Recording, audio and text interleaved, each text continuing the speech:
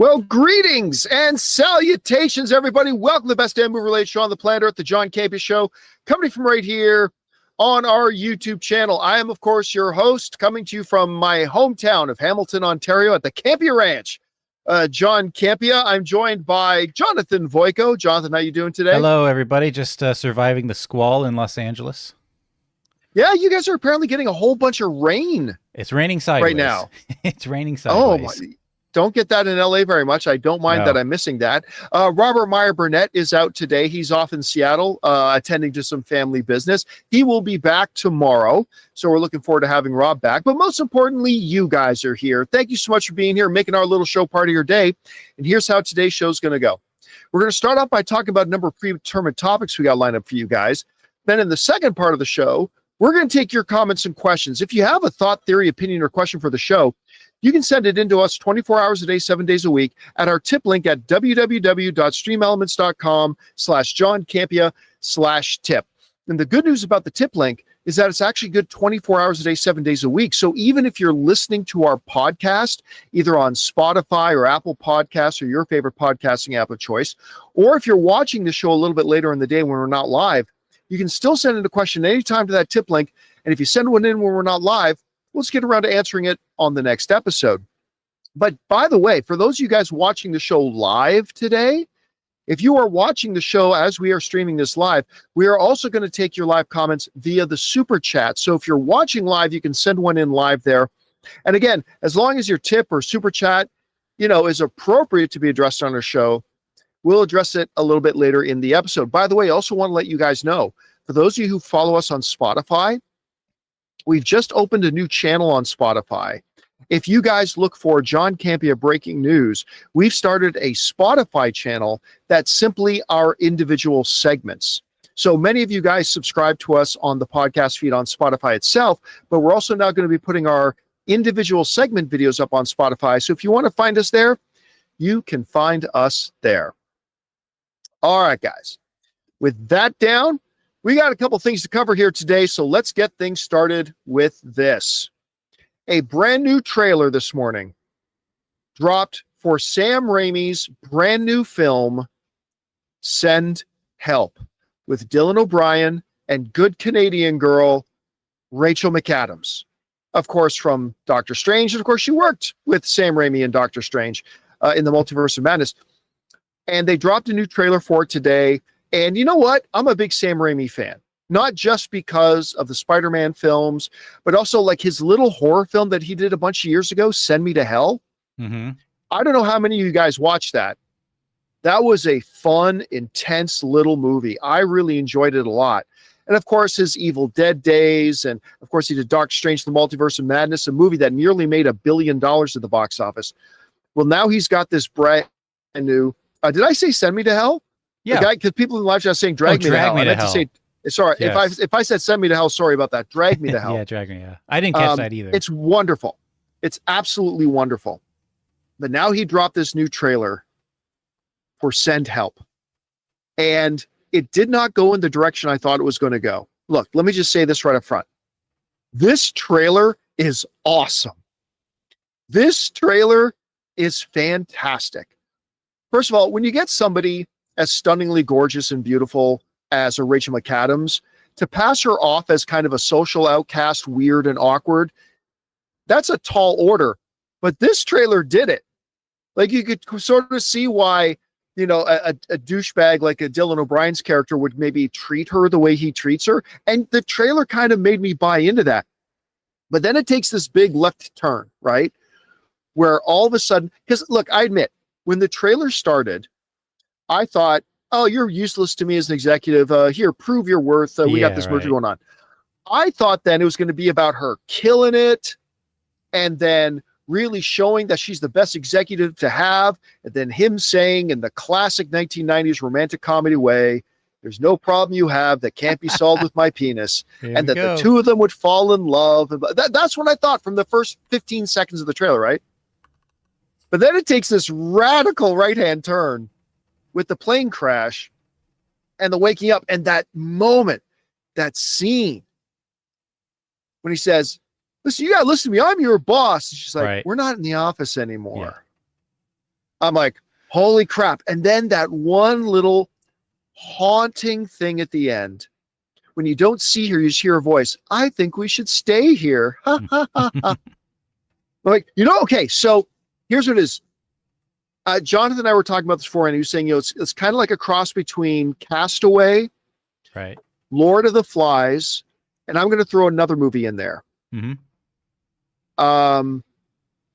Why am I freezing on the name of the film now? The one where she finds the writer and breaks his legs to keep him there. Misery. I was thinking the same. There was some misery moments in that trailer. Yeah. This is Castaway mixed with, what's the other one you said? Oh yeah. Lord of the Flies and Misery. Mixed with Misery. All in one. Glorious, ooey gooey, gobsmacking goodness. This looks great. And this scene here, when she says, have you ever tried hunting? I think I like it. Yeah. I mean, it's just awesome and I kind of like this notion too of the guy who's clearly the antagonist of the movie, the douchebag, the dirtbag, Dylan O'Brien at the beginning of it, he may turn into the protagonist and be the guy who's trying to save himself. I was kind of the end feeling the same way. What did you think about the trailer there, Jonathan? Yeah, just going off of that real quick, I kind of felt the same way, and I'm like, wait, are they going to try to make us sympathetic for this man? Because I don't want him to be the protagonist. And I feel like we're going to be forced into protagonist-like territory with him simply because her actions are going to become so god-awful that we have no choice but to side with the decent, quote-unquote, douchebag. I'm hoping that's actually not the direction we go. I don't necessarily need him to die, but I don't know. But I just feel like that's the way it's going. But definitely, man, I've never seen Rachel McAdams like this. I don't know if you have, but I certainly have not. No, I mean, she looks... I mean, what a twist it would be if they put this into the Mean Girls universe and say she's the same character from Mean Girls. Honestly, and this is how she ended up later on in life. Yeah, she was like she became so downhearted by Mean Girls. She didn't take care of herself or anything. So because they even said you're kind of stinky in the trailer. And then she goes again, like this way. I have not. I mean, I heard about this project a while ago, but I haven't really had it on my radar. And now with this trailer dropping, I'll tell you what, man, I am all on board for this. This may be I don't know if it's. This may be I don't know if this is going to be one of those movies where the trailer looks great, but it ends up being terrible. But this is right near the top of my list right now. I cannot wait to see this. This might be one of my first movies of the year next year. I was going to say, like a January movie. All right, guys. Question is for you. What did you think about this Send Help trailer? I thought it was awesome. Whatever you guys think about it, jump down to the comment section below and let us know your thoughts. All right, guys. With that down, let's move on and talk about this, shall we? You guys know that Stranger Things, the final season, season 5, is coming out. Now, one of the things that we already know is that's going to be broken into 3 sections.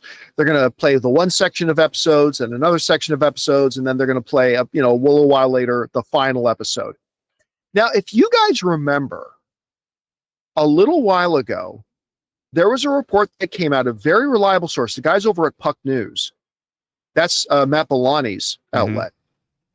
And they reported a while ago, I think a few weeks ago, that the runtime of every episode of Stranger Things season 5 was going to be feature film length. That each episode, they said in the report, if I remember correctly, was going to be between 90 minutes and 2 hours.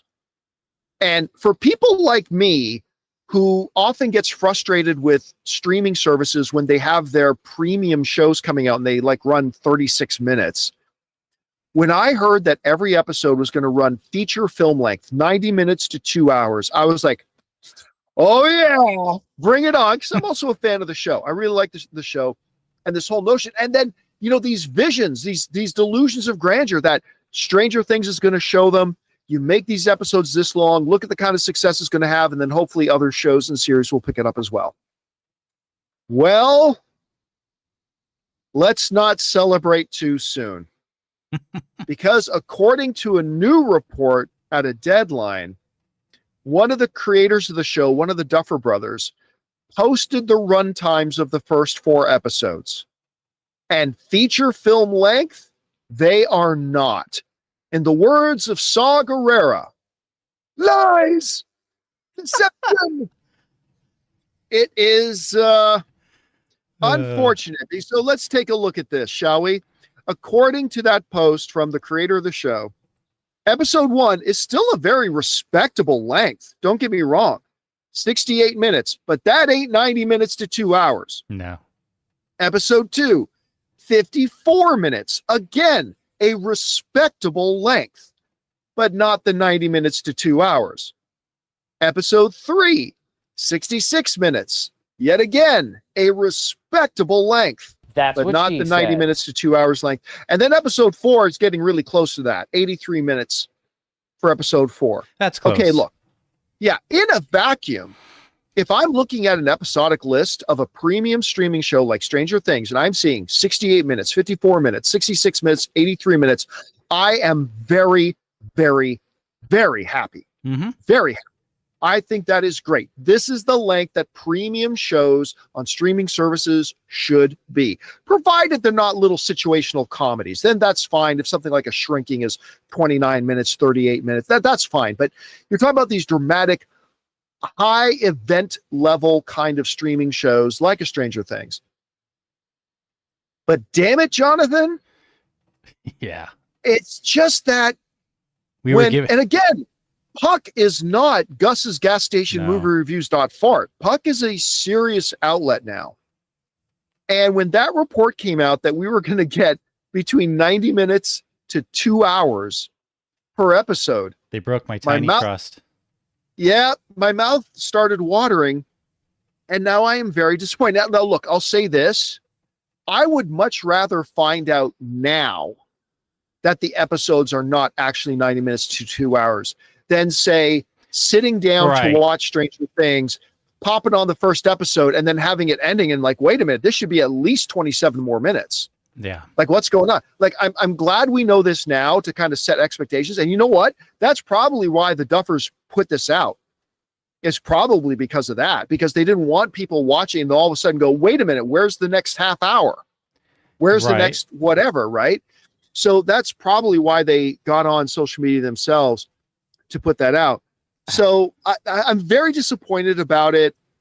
But again, I'm trying to keep it in context. If it is those lengths, let's bring those lengths up again. If it is indeed 68 minutes, 54 minutes, 66 minutes, 83 minutes, that's awesome. That is what I believe. This is what the standard should be, guys. This is the standard that these premium streaming shows should have. They should be an hour and 8 minutes, an hour and 6 minutes, an hour and 23 minutes, 54 minutes. That's what they should be. So I'm happy with it. Again, I'm just kind of bummed out that we initially heard it was going to be like an hour and a half, like a movie every episode. Yeah. But, you know, that's okay. It's all right. I mean, a large portion of the hype, though, was surrounding those runtimes. And then I have to ask, because we've reported on the exorbitant budget, apparently the most expensive budget for any series ever, or at least Netflix series. We kind of said, but these are going to be 2 hour episodes, an hour and 40-minute episodes. So it makes sense. So knowing that, where do you think the money is going? I mean, do we think part 2 and part 3 will actually be the 2 hour and a half run times, and maybe this part 1 is just shorter? Yeah, that's what I was going to mention, because how many episodes is it going to be? 8 episodes, 9 episodes? I can't remember how many episodes specifically. Maybe 10. Yeah, maybe you can look that up and let me know. But I mean, listen, just because the first couple episodes are 66 minutes, 64 minutes, 54 minutes, that doesn't mean 8. It's At 8 least, episodes. So yeah. it's, what are they going to do? 4 and 3 and 1 or something like that? 4th. So they're going to break it up 4, 3, and then 1. The final 4 episodes very well could be those hour 45 minutes, hour 35 minutes, 2 hour run times. It could be. It could be, Jonathan, that by the time it's over, if we add up the entire runtime and then divide it by 8, depending on how long those final 4 episodes are, it could still end up being that it averages over 90 minutes. It's true. possible. That's very possible. I mean, because with that price tag, making it the most expensive television show ever produced, and it's only 8 episodes, I would hope there's some girth to it. I would hope there's some length to it. Now listen, at the end of the day, runtime's runtime, right? Yeah. Whether it's an hour and 10 minutes or an hour and 30 minutes, as long as the episodes are great and wonderful, and I'm fine. And once again, I am perfectly very happy with 64 minutes, 55 minutes, 60, 68 minutes, an hour and 80, whatever, or an hour and 23 minutes. I'm perfectly happy with that. I really, really am. If it wasn't for that damn Puck report saying that we should expect hour and a half to 2 hours, if this news was just breaking today and this was the first we were ever hearing of the runtime of the episodes, I'd be thrilled. Yeah. I'd be absolutely thrilled. And by the way, I do want to point out that Netflix never said that these episodes were going to be an hour and a half to 2 hours. Like, I already see some people in the live chat saying, so Netflix lied. No. It wasn't Netflix that said it. It was Puck, right. I don't want to sound like I'm trying to throw Puck under the bus. They are a wonderful outlet. They're really, really good. But clearly they might have dropped the ball on this. So we'll see how it all turns out. Anyway, guys, bottom line is I still love the run times. I think they're great, even if they're not an hour and a half to 2 hours. I just kind of had my expectations raised a little bit because of that report. Anyway, whatever you guys think about this, jump down to the comment section below and let us know your thoughts. All right, guys. With that down, let's talk about this, shall we? You know, I'm a huge fan of everything that's been on screen with Game of Thrones. The original Game of Thrones series and F the World. That final season was awesome. Too short. They cut some corners, I admit, but it was still awesome. Won a record number of Emmys, and I don't care what anybody says. That was a great season of television, even if they did cut corners and it was too short. But whatever. House of the Dragon has completely met all my expectations. I've absolutely loved House of the Dragon. I think it's absolutely fantastic. So, of course, we've known for a while that we're getting this new story, A Knight of the Seven Kingdoms. What is the name of the Duncan and Egg? Or Dunk and Egg? Yeah, Duncan Egg. Is coming out, and we've seen some still images of it and all that kind of stuff. Well, now the first trailer for A Knight of the Seven Kingdoms has come out. And it is not exactly what I thought it was going to be, but I loved it. I absolutely loved it. And I'll get into why here in a second. First, let's look at the synopsis for this thing. This comes to us from the folks over at Deadline who wrote the following.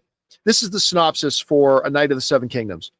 A century before the events of Game of Thrones, 2 unlikely heroes wandered Westeros. A young, naive, but courageous knight, Sir Duncan the Tall, and his diminutive squire, Egg.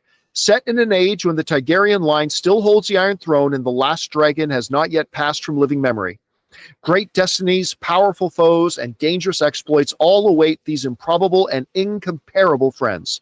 Technically, says Deadline, technically speaking, in the Game of Thrones timeline, A Knight of the Seven Kingdoms takes place 72 years after the events of House of the Dragon and 100 years before the events of Game of Thrones. Okay. Here's why I love this trailer so much and why I am now extremely excited about this show. This show isn't dealing with the throne. It's not dealing with the fate of the world. I've often wondered, what would a story be like in the world of Westeros, in the world of Game of Thrones, not told from those sitting on the throne or from those sitting in seats of power, but a more average person living in that world? What would that story be like? And this trailer just seemed to be all about that. And for some reason, I found it, I know this is going to sound like a weird word to use, but here it is. It felt oddly comforting. I'm watching this thing. Now, look, you would have to have had your eyes closed if you didn't watch this trailer and catch the similarities between it and Knight's Tale. Like, I half expected Heath Ledger to pop up at some point. But be that as it may, the story of just two people who are living in this world being run by those in seats of power and are navigating their ways through it, I think is fascinating. Because you know what, Jonathan? I've been saying for a couple of years, I would also love to see a Star Wars story like that.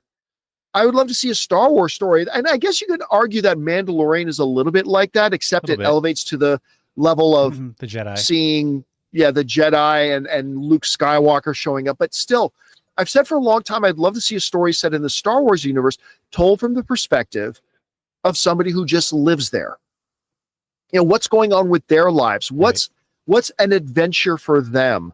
What is a big conflict and drama going on with somebody in there that doesn't, the future or the fate of the New Republic rests on it. Right. You know what I mean? And so I got to say, man, I've watched this trailer. I absolutely became smitten with it. It's completely different from Game of Thrones. It's completely different from House of the Dragon. And I just thought it looked great. And I love this kid playing Egg. I think, like, I'll come after you with dogs. You don't have any dogs. Yeah, oh. And even when he barks, he still shows himself like, he kind of cowers, like, he got me. Yeah. And then even the one line, like, why do you curtsy to these royal lapdogs as if they're your betters? Mm-hmm. And then he says, because they are my betters. Right. Like right there in that one little exchange, you get a really good, clear picture of their individual worldviews. And I got to tell you, man, I was very excited about House of the Dragon coming out. I'm not going to say I'm more excited for House of the Seven Kingdoms, but I'm way more excited for it now than I thought it would be. I thought the trailer was great. What did you think about it? It's going to be a cool link between Game of Thrones and House of the Dragon. I'm familiar with the story, but I never read the actual novellas. But a couple things. It does tell the common man story because Sir Duncan the Tall is basically a common man. Actually, we don't know what his deeds are going to be, but a little like throwback to actually I have two throwbacks to Game of Thrones. The first one is King Joffrey's talking with Jaime and they're looking in that book of like great deeds by knights. And there's a scene in Game of Thrones. I can't remember what season it is. He says, Sir Duncan the Tall. And in his smug little Joffrey voice, he's like, 4 pages. He must have been something. And Jaime's like, yes, he was. So that's referring to this, right, to him. Okay. Another thing, while they are common, they're not all common because Egg is actually I don't want to give away too much, but there's more to Egg's story, the young boy. But I will tell you this. There's a direct connection to this man from Game of Thrones. Oh, there's a direct connection. There's a direct connection to him. See, yeah, I don't know the background lore to it, so I'm just watching this trailer with fresh eyes. Yeah. Now, I could say what the direct connection is. I don't know if you want me to say that with viewers. So I'll keep that. I'll tell you later if you want to know, or if you don't want to know, that's cool. But just know there is a direct connection. So there's a little bit more to this young man. We still see our shot of a dragon that's still surviving. Because these are the days of the last days of the dragons. Right, if I understand it, the Targaryens don't actually have any dragons at this point, if I'm not mistaken. I think or at least it's within. This might be a fake dragon. Maybe they're pumping something through them. Like that's just like a stage play thing. I don't know. Oh yeah, could be probably. But it does say it's still within the time where people remember dragons, right? Right. So you could be correct on that. I'm not exactly sure on that lore. Don't kill me out there, guys. But it's going to be an interesting little tie-in between Game of Thrones. So now, when all this is said and done, I literally might do House of the Dragon, Night of the Seven Kingdoms, Night of the Seven Kingdoms, and then Game of Thrones. Yeah, I might. All right, guys, question is for you. What did you think of this trailer for Night of the Seven Kingdoms? I thought it looked fantastic. I mean, I don't know if it's going to be any good or not, but the trailer looks pretty damn good. Whatever you guys thought about it, jump down to the comment section below and let us know your thoughts.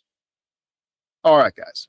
With that down, we're going to move on now and play a little round of overreaction. A little bit later or earlier today, we got on to our post tab on the YouTube channel, and we asked our subscribers, hey, do you guys have any hot takes that you'd like us to adjudicate whether your take is an overreaction or not? Whole bunch of you guys sent a bunch in. We've picked a few of the best out to use on the show here today. Jonathan's got them gathered up. So, Jonathan, What are we starting off with here? All right. First up, is this an overreaction, John? When we hear from Rohum Zaman, who says, if Beyond the Spider-Verse is on par with the first two films, it will get nominated for Best Picture.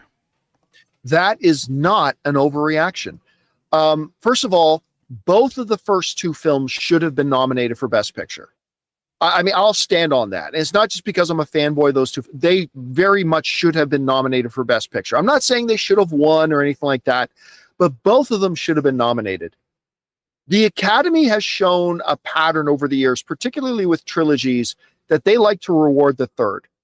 So if, and this is a big if the third Spider-Verse film is on par with the first two, and that's a tall order because, again, I contend that the first two Spider-Verse films are the singularly best two Spider-Man movies, period, live action or not.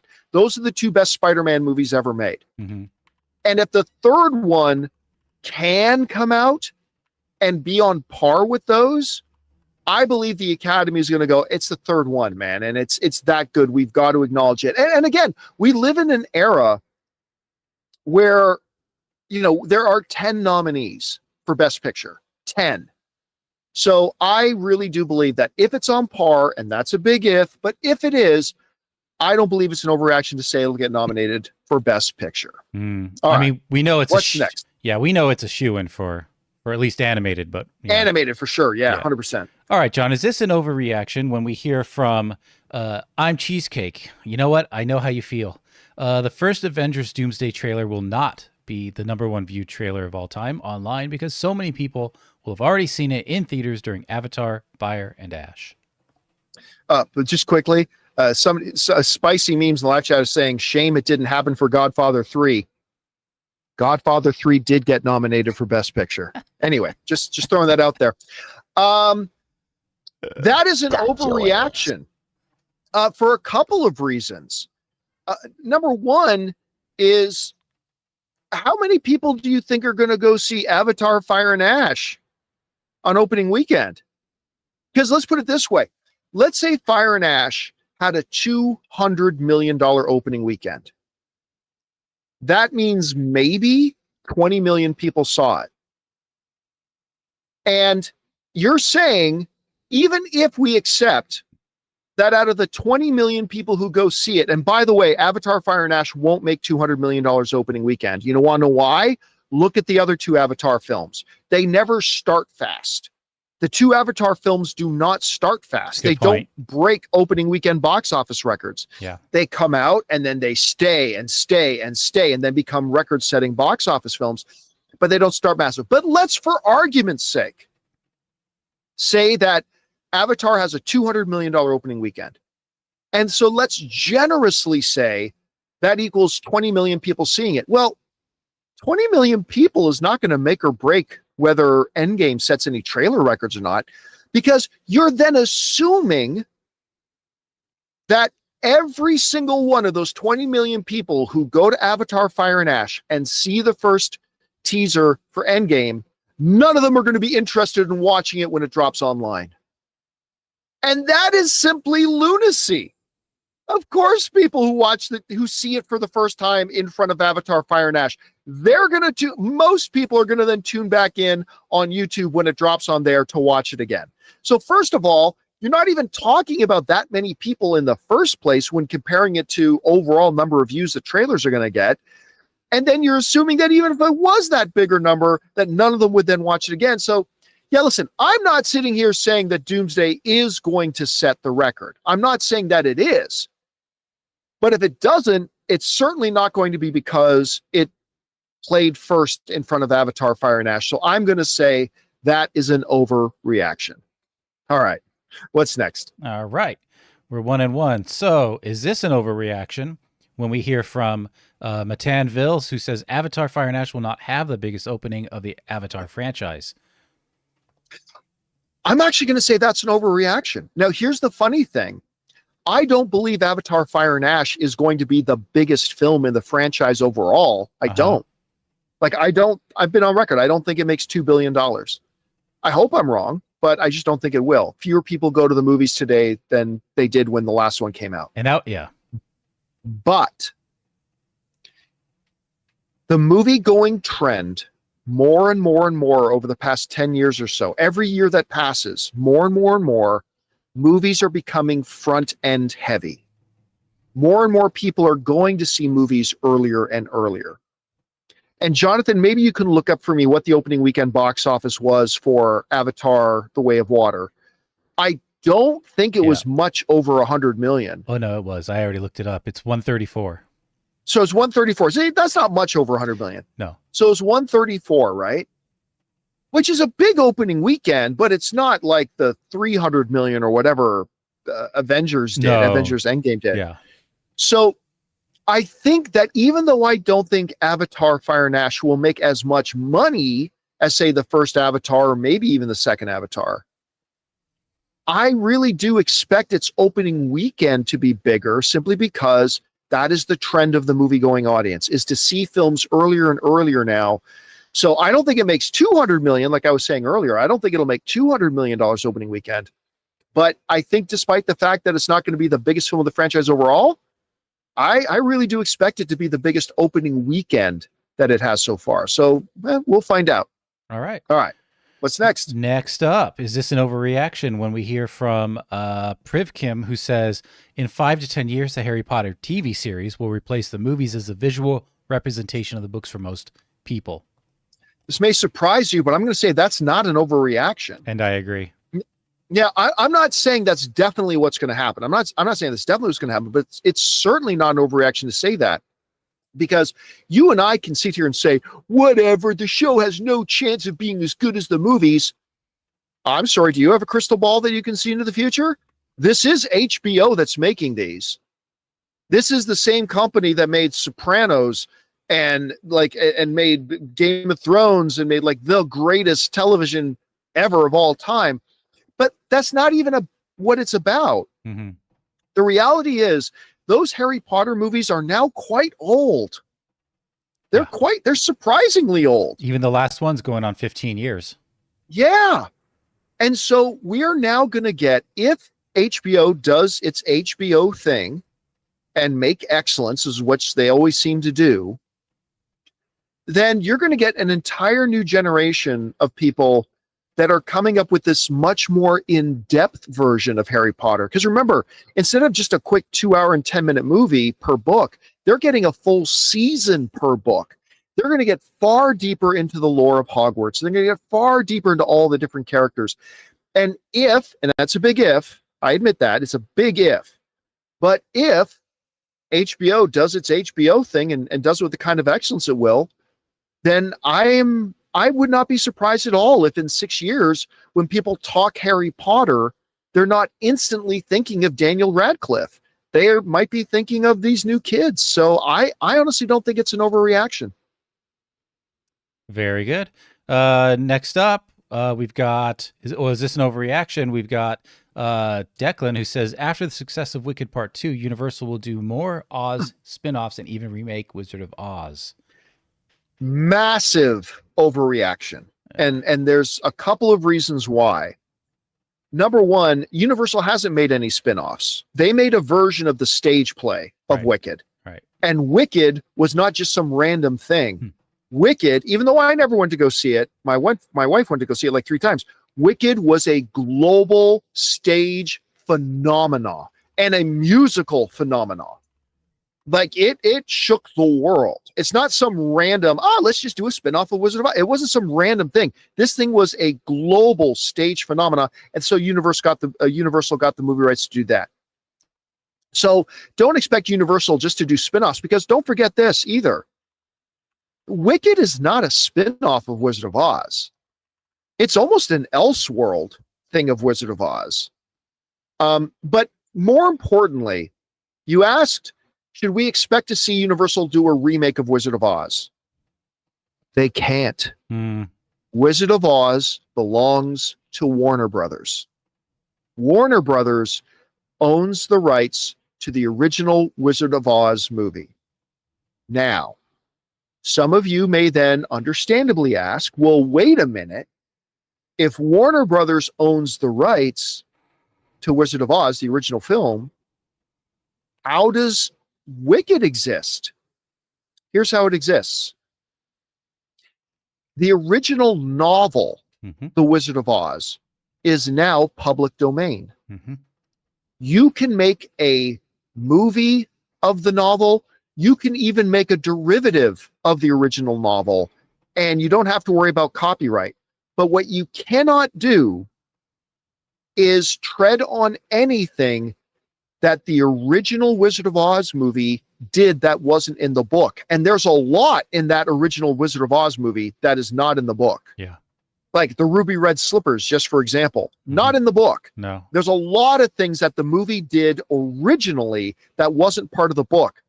And that movie is not in the public domain. The original book is. That's why you can make, they can make Wicked, and they can base things on things out of the book, but they cannot touch on things that are exclusively to the movie. So the reality is Universal isn't even allowed to make a remake of The Wizard of Oz because they can't. So I'm going to say them doing all that kind of stuff is an overreaction. Yeah. All right. And for reference, just because we said it was a global phenomenon, the stage play, $3.2 billion the stage play made it worldwide. Unbelievable. Yeah. Unbelievable. Like that's, so yeah, if Universal stumbles across another stage play that does $3 billion worldwide based on Wizard of Oz lore, go for it. But other than that, I don't think they're going to move in that direction. All right. John, is this an overreaction when we hear from, let's see, yes, it's this one, Jai CSC, the days of a movie sweeping the Oscars, 8 or more wins are over? Again, I'm going to say that's an overreaction. I think the days of like movies making $2 billion at the box office are over. I think there are days of, there's certain things that have done and happened before that just can't really happen today. But in any given year, a movie coming out that truly does dominate the competition, that can happen any year. Any year. Now, 8 is a lot. It is. It would be very exceptional. But there's no reason to think that in any given year, one movie comes out that truly stands head and shoulders above the competition and is able to win 8 or 9 Academy Awards. Hell, maybe even it ties Lord of the Rings with 11. I don't know. But I don't think there's any reason to think that that's not possible today. Or I should say, I don't think there's any reason to believe that it's any less possible today than it was 15 years ago. It can absolutely happen any given year. All right. What's next? Okay. Next up, we got, who's here? Zyle, who says, is this an overreaction? The Batman Part 2 will hit $1 billion at the box office. You know what? I don't think that's an overreaction. Now, okay, look, understand there's a few things that you have to predicate this on. Is it of the same quality as the original? Is it great? Is it well received? Do the critics like it? Do the audiences like it? So we have to make some assumptions for the sake of the discussion. Because, the movie could suck and it could be terrible and that changes everything. But let's, for the sake of the discussion, say it's on par with that first one. I don't believe there's any reason not to believe it could make $1 billion. I mean, look at it this way. When the Batman came out, it had this massive opposition. Twilight boy, all that kind of stuff. It was moving away from the Ben Affleck Batman. It had all this stuff working against it. And it was the first film people want to see. And yet that movie still almost made $800 million. That movie made $773 million, something along those lines. And people try to say it was like a flop or it wasn't successful. Get out of here. Oh, it's a massive hit. Massive hit. And now nobody says Twilight Boy. Nobody says that anymore. Nobody's about that. Robert Pattinson's just a glittery vampire. Dude, nobody. I want Robert Pattinson to be Miami Vice Boy. That's still I would love him. He would be a great Crockett. Yeah. But I mean, now he is an actor that every Christopher Nolan, Denis Villeneuve, every actor or every director, major director is lining up wanting to work with him. None of that is there anymore. Plus, now we have an original that was super well received, both by critics and audiences, had great success. So I think it's unreasonable to say that if the Batman 2 comes out and it's every bit as good as that first one, you don't think that could make another $230 million than what the last one made? When everybody's over the Robert Pattinson Twilight Boy thing, when now we have a previous movie as its foundation that everybody loved, you don't think that movie could make just an extra $230 million? And the success of course Penguin? It could. And yeah, and not to mention the Penguin. Yeah. And how huge that was and all the awards it was, how everybody loved it. You don't think, you know what it reminds me of? When everybody was insisting to me that there was no way Deadpool and Wolverine was going to make $1 billion. And I'd be like, you don't think the $700 million baseline of the Deadpool movies, now with Deadpool being in Marvel and now with Hugh Jackman coming in and all that, you don't think that equals another 300 million? You're crazy. I feel the same way about this. If the movie sucks, all bets are off. But if it's as good, I don't believe there's any reason not to think that it absolutely could hit $1 billion. So I'm going to say that's an overreaction. All right. And now we move on to our final overreaction. Is this an overreaction when we hear from J.C. Franklin, Avatar, Fire and Ash, Sinners, and Wicked for Good will all be nominated for Best Picture? And that's not an overreaction. Now, of course, we have to say that we have not yet seen Wicked for Good and we have not seen Avatar, but we know the track record, right? I can't remember if Avatar 2 got a Best Picture nomination. I mean, the first Avatar did. Yeah, look that up.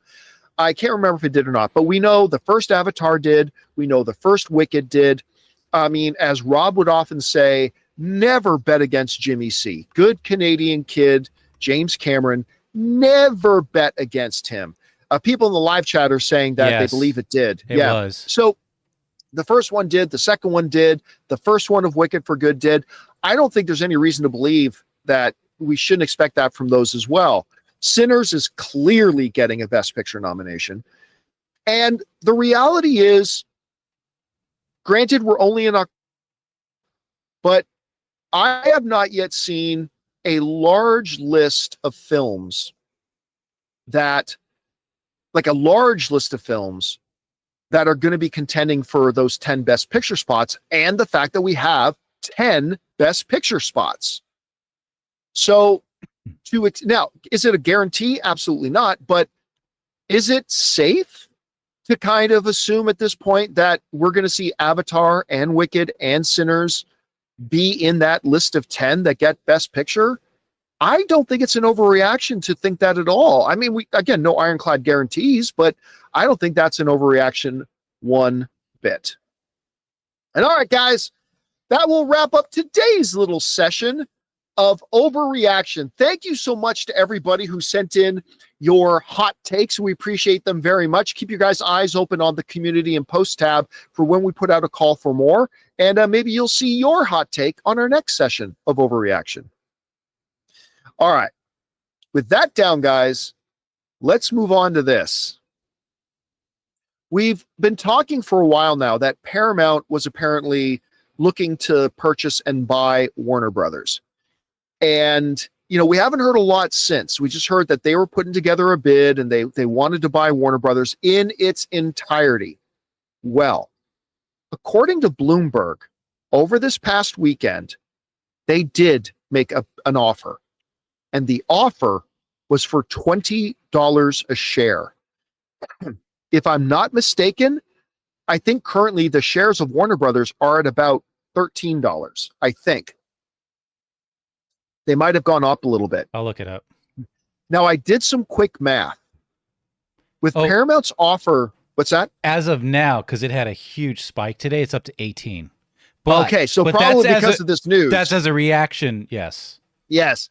So I did some quick calculations, and I could be off on this, but from where I'm sitting, from what I understand, at $20 a share, Paramount Skydance was offering Warner Brothers $49 billion.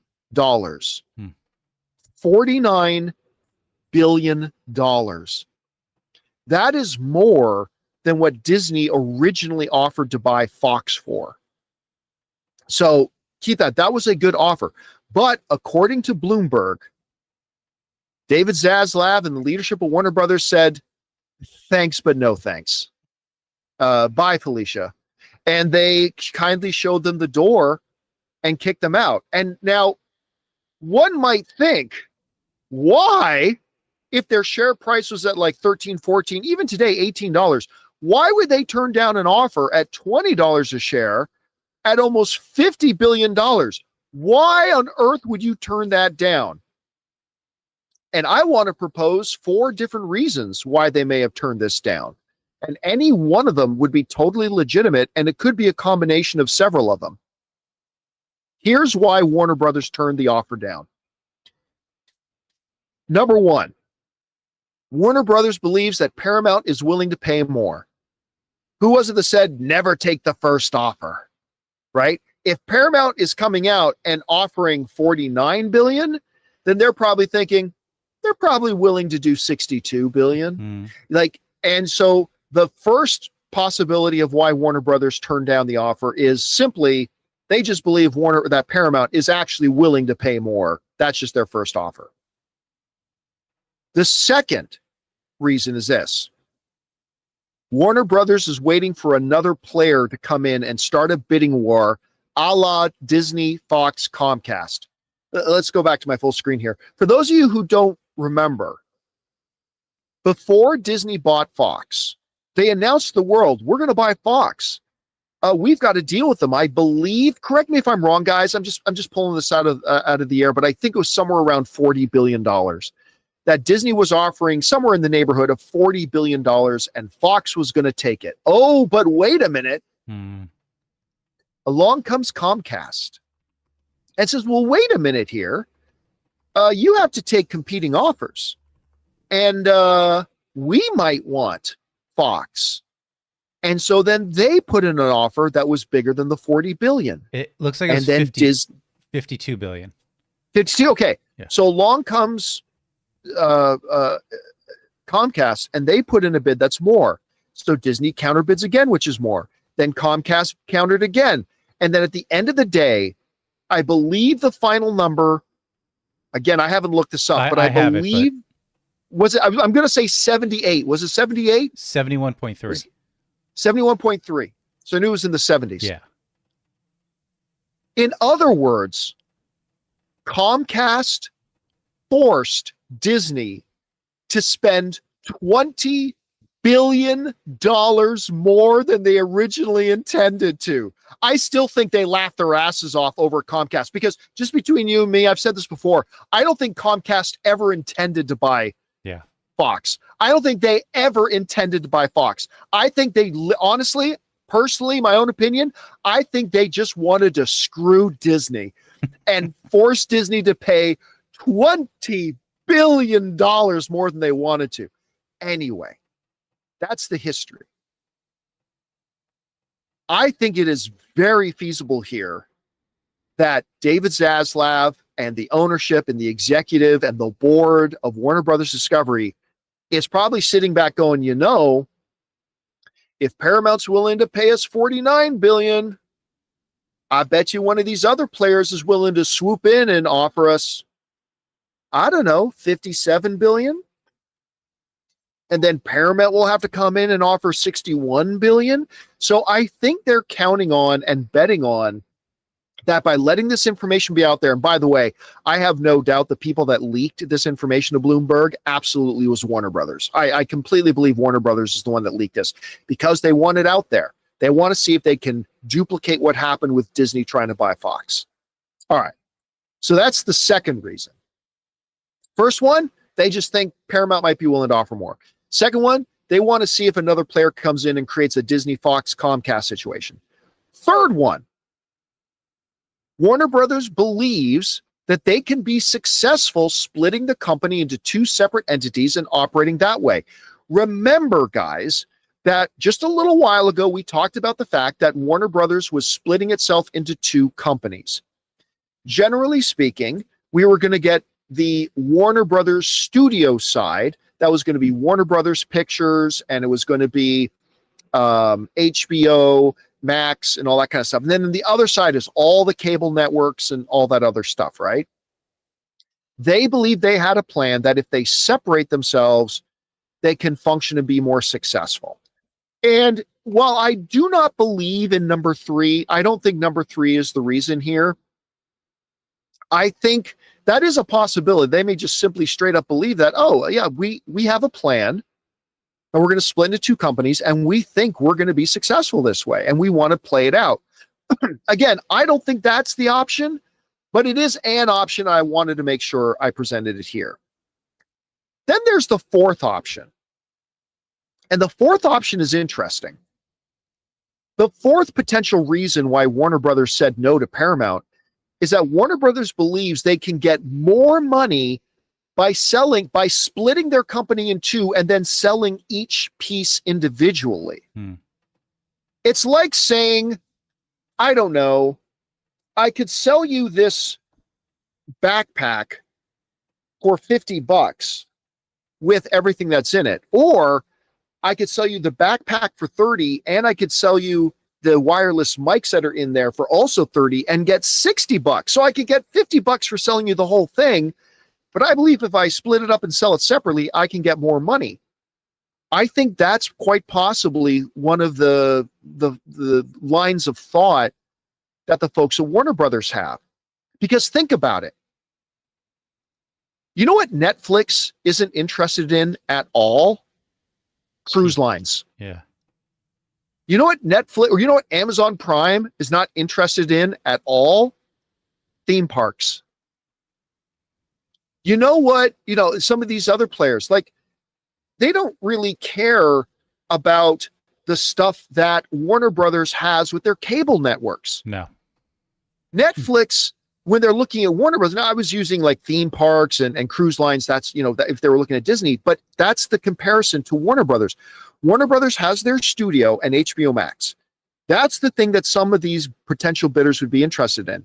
What they're not interested in is getting into cable television. They're not interested in getting into TBS or to getting into CNN or they're not interested in that. Why would they pay money to get a whole bunch of stuff they're not interested in? But wait.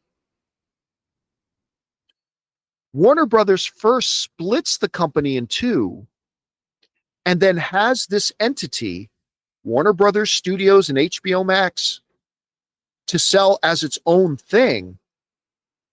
Well, wait a minute now. Now all of a sudden, Comcast may become a buyer. Netflix may become a buyer. Apple may become a buyer. Amazon may become a buyer.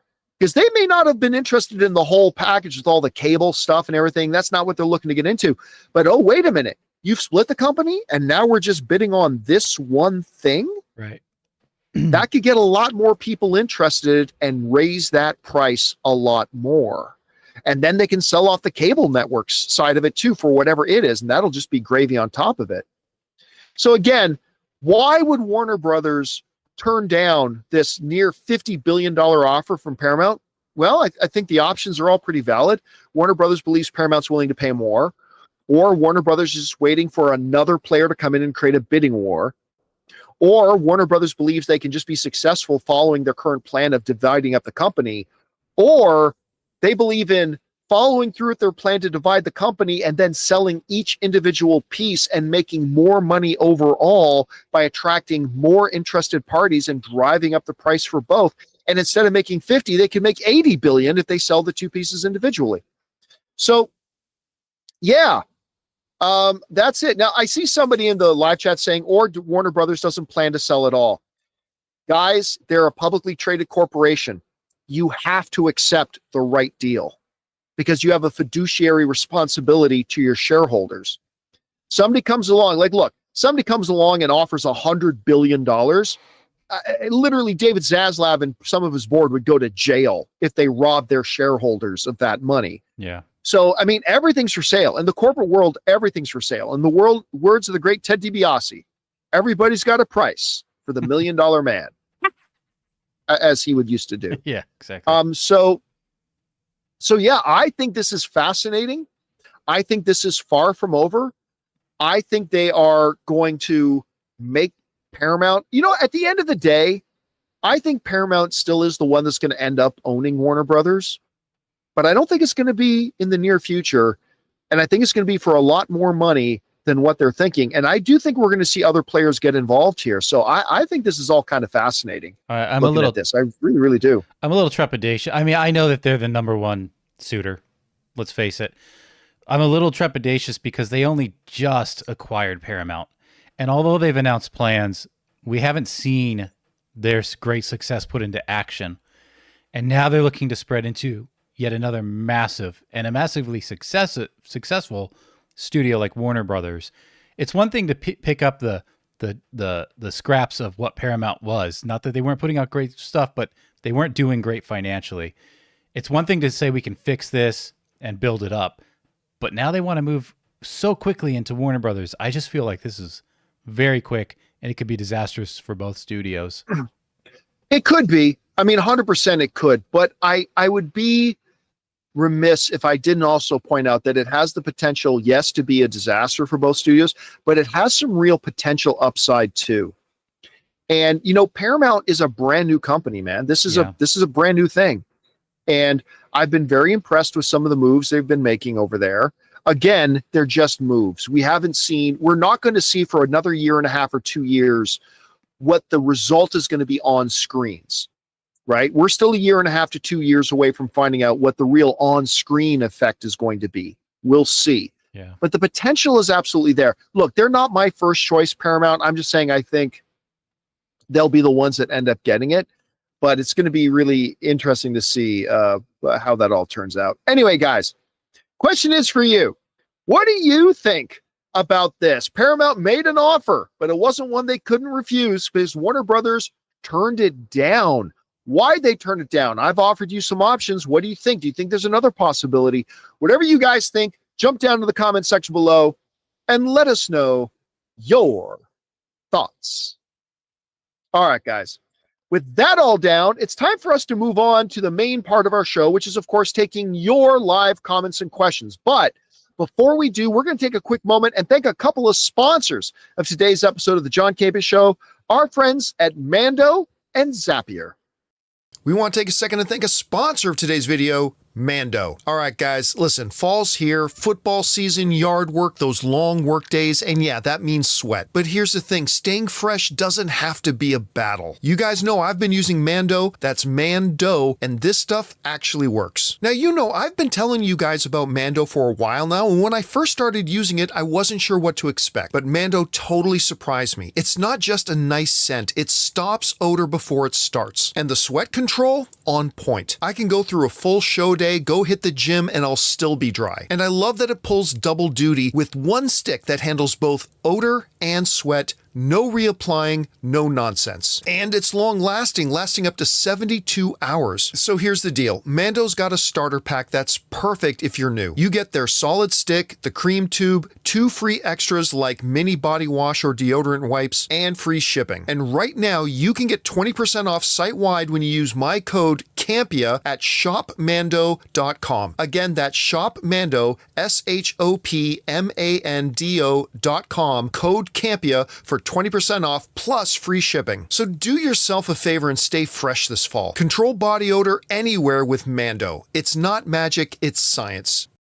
Guys, we want to take a second to thank the sponsor of today's video, Zapier. One of the biggest game changers of the past year has been AI. But let's be real, just talking about AI doesn't actually make your day any more productive. What does make it more productive is finding tools to put AI to work for you. And that's where Zapier comes in. Zapier is the easiest way to take AI and plug it directly into the apps and processes that you're already using every day. No IT bottlenecks, no complexity, just results. For me, it's been about saving time on repetitive stuff so I can focus on the work that matters and I actually enjoy. And it's not just me. Over 3.4 million companies are already using Zapier to streamline everything from sales and marketing to IT and HR. With their AI orchestration platform, you can connect top AI models like ChatGPT or Claude right into the apps you already use. So whether it's automatically enriching leads, coaching your sales team, or even resolving IT tickets, Zapier makes it simple. Guys, join the 3.4 million companies already automating with with Zapier and transform how you work with Zapier and AI. Get started for free by visiting zapier.com/Campea. That's ZAPIER.com/Campea.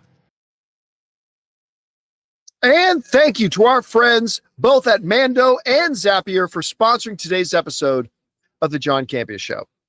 All right, guys, with that down, let's move on to the important stuff. Your comments, questions, and topics. Jonathan, what we got up first? Okay, first up, we're going to start with Mr. Snivy. Out of these sub-franchises in the MCU, which is your favorite? Iron Man, 3 movies plus Iron Heart. Captain America, 4 movies plus Agent Carter, Falcon Winter Soldier. Or Thor, 4 movies and Loki. No, those aren't, you can't gather them all together like that. The Iron Man is 3 films. You can't say Iron Man plus Iron Heart. There's very little connection there. And in theory, the entire MCU is connected to each other. So there's only the 3 Iron Man movies. Also, I consider the Captain America one to be 3 movies. The 4th one isn't Steve Rogers. Like the first trilogy is Steve Rogers. Now Sam Wilson has his own. So I don't consider them to be the same thing. And Thor is not and Loki. No, Thor is the Thor films. So understanding that, easily my favorite is the Captain America trilogy. Captain America, I think Captain America, the First Avenger is like the 3rd most underrated comic book film of all time. I think the most underrated is obviously Man of Steel. I think the 2nd most underrated is the original Kenneth Branagh Thor film. And then 3rd, I think, is Captain America, the First Avenger. That movie does not get talked about enough. It's fantastic. So you got First Avenger, you got Winter Soldier, and you got Civil War.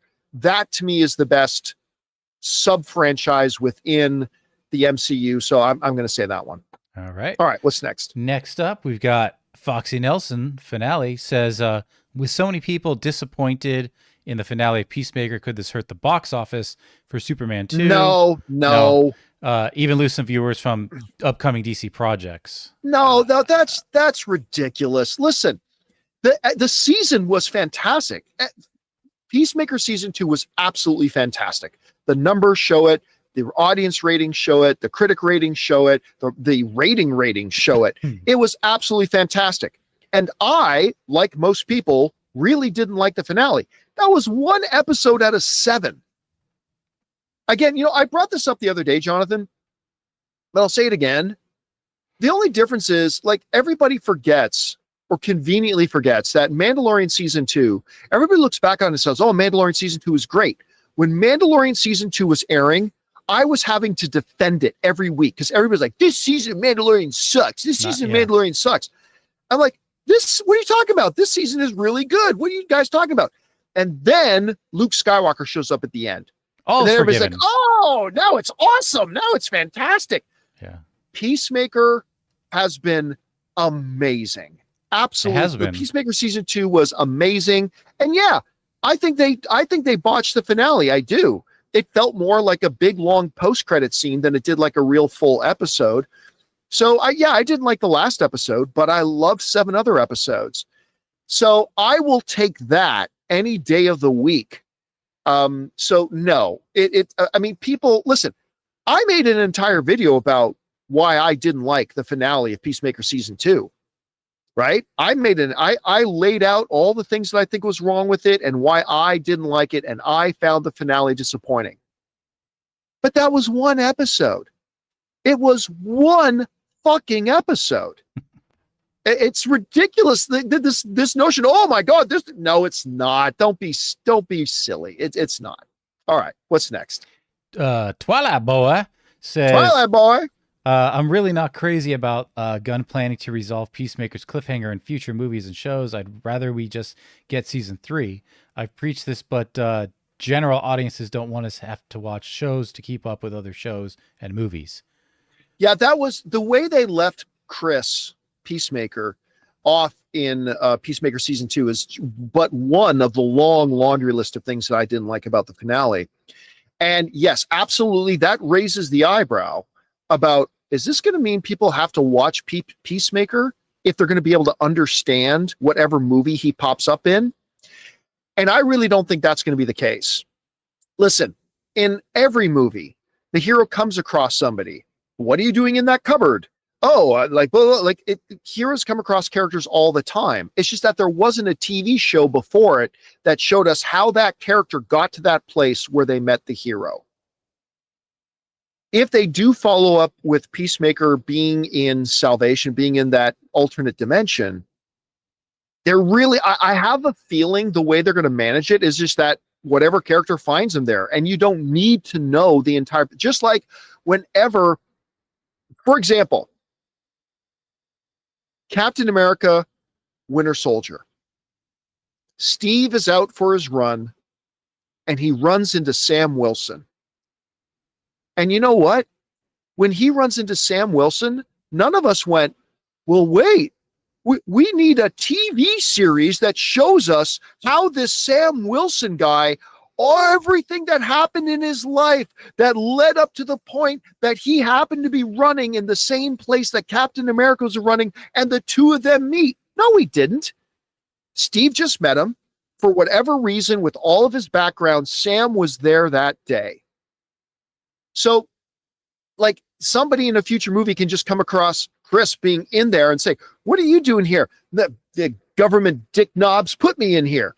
That's it. And if you never saw Peacemaker season 2, right, you're fine. If you did, that gives you a little bit more context, and that's fine. So let's put it this way. If James Gunn in DC does it in such a way that it requires somebody to watch Peacemaker in order to be even remotely understand what's happening in a future movie, that's a mistake. But I don't think that's what they're doing here. I really don't. At least they better not be. All right, what's next? We got Alex Von Gollum, who says, rest in peace, Diane Keaton. The work that comes into my mind first is The Godfather. She brought complexity to Kay. In part, she was us, the audience. Yes, in part 1 for sure. The scene where she's discussing with Michael in their living room in part 2, this stands out to me, was mesmerizing. On a technical level, rewatch that scene for its, we talked about skill in editing yesterday. Look at that scene, break it down, the way they shot it and the way it had to be edited. It's pretty incredible. Yeah, and I would also say, like, in part 2, there's a great moment because in Godfather, the basic idea, at least the way Michael sees himself, he's a good guy who's just trying to protect his family and then has to take over his family business, but he's going to do it a certain way, right? And if he takes care of family business, it's because that's what was needed or whatever, right? But there's something kind of subtle that Francis Ford Coppola does, and you know, Diane Keaton is part of the big reason this comes to the surface. You can't live in that world and not have it affect who you are. And I think even though we see Michael order certain people being taken out, we still see him as the good guy. But there's that scene in part 2 where she basically tells him, I'm taking the kids and I'm leaving. Mm-hmm. That's when the facade comes off. Right.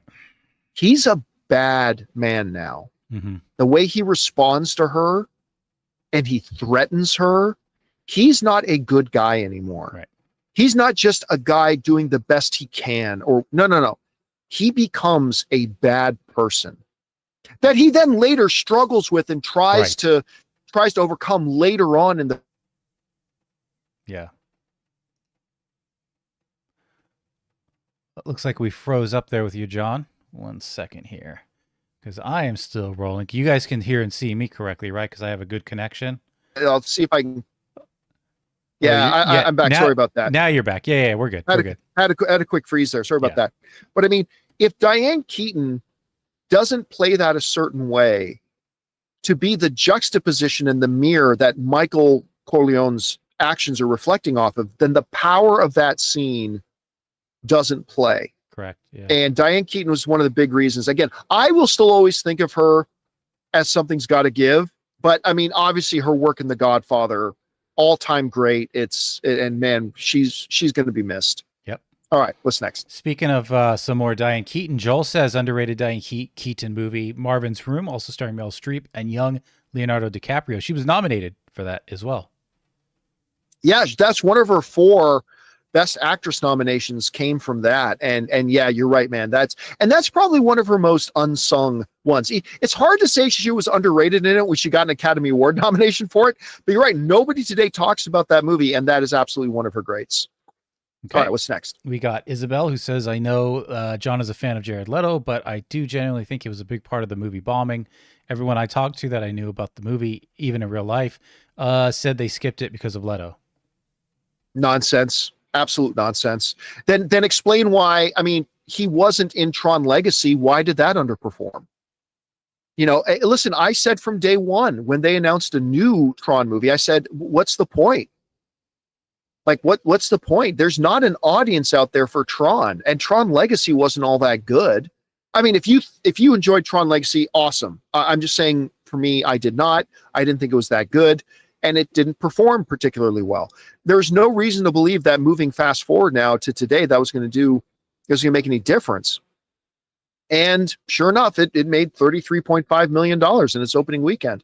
So, I mean, if you want to attribute it to one thing in Tron Legacy, then it's got to be something. I mean, that only works if, like, Tron Legacy was some massive billion-dollar spectacle success, and it wasn't. So its underperformance continuing in Tron Ares is not surprising. And the whole thing about Jared Leto is we are small circles and bubbles.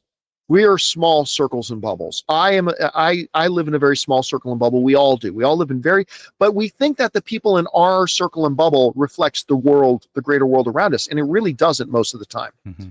I'd say 95% of the people, the average movie-going public have no notion of anything about Jared Leto other than, I recognize his face. So again, I would say, and by the way, Jared Leto was the best thing other than the Nine Inch Nails soundtrack. But other than the Nine Inch Nails soundtrack, Jared Leto was absolutely the best thing about that movie. His performance was great. I thought he was even better than Evan.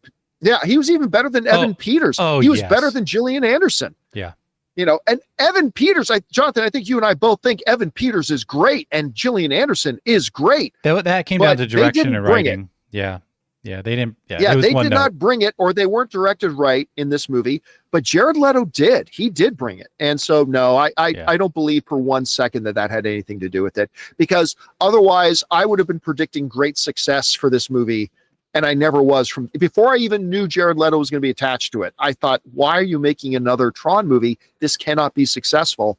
But anyway, it is what it is. Yeah, I kind of felt like what's next? Yeah, I kind of felt like Evan Peters' direction was merely like, just imagine you're doing ever increasing amounts of Coke rails as the movie progresses.